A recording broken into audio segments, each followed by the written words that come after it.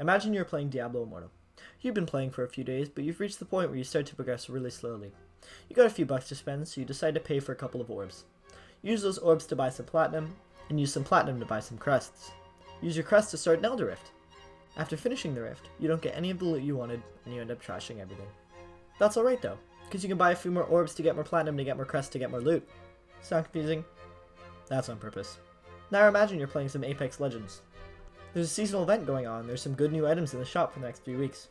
You could buy a few packs. You never know, you could get that really cool skin you've been looking for. You buy 5 packs and don't get it, but only a few more and you'll probably get it. Next thing you know, you're $100 down and you have nothing. These are just a few methods game developers use to monetize their games. According to a Spanish study on the top 474 games on the popular gaming platform Steam, over 70% of those games had some sort of gambling loot mechanic, and almost 90% had microtransactions that were purely cosmetic. But why do so many developers put these systems in their game? Simple answer: money. It is estimated that loot boxes alone generated $30 billion in revenue for the industry in 2018. $30 billion. $30 billion. The greed of developers may seem easy to combat, but it's not. In today's industry, an $80 price tag doesn't pay the bills anymore. To meet the quotas required to stay afloat, companies need these sources of revenue, otherwise they'll simply drown. The problem isn't even that companies are really looking for the revenue, because that's understandable. It's how they get the money, through exploiting vulnerable children and gamblers for thousands of dollars that half these people can't even afford to lose. The Catholic social teaching of the common good states that our community is sacred. When game developers use predatory and manipulative tactics to take people's money, their individualism and greed works against the common good and actively hurts the community affected by it. In this case, everyone who plays these games. In a pastoral letter, Cardinal Collins of Toronto makes the point that when gambling is so extensively available and so aggressively promoted, it's also very difficult to protect our young people from viewing gambling as a worthwhile activity.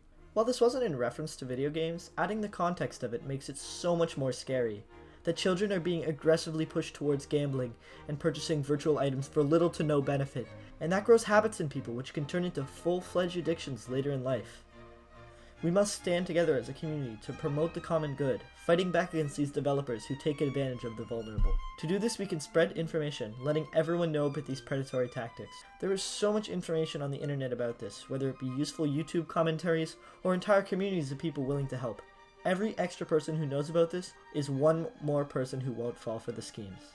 We could also help the industry fall away from these predatory practices by boycotting large studios who do this, such as EA, Epic Games, Activision, and Ubisoft. To really stop these practices though, we need to work with the industry instead of against it. Predatory tactics in games have only grown in recent years, and to stop this we need to support companies that don't use them. Indie developers like Extremely OK Games and Nolly Games, along with large studios such as CD Projekt Red and id Software, have put amazing games in a wide array of genres, and none of them have had microtransactions or predatory monetization.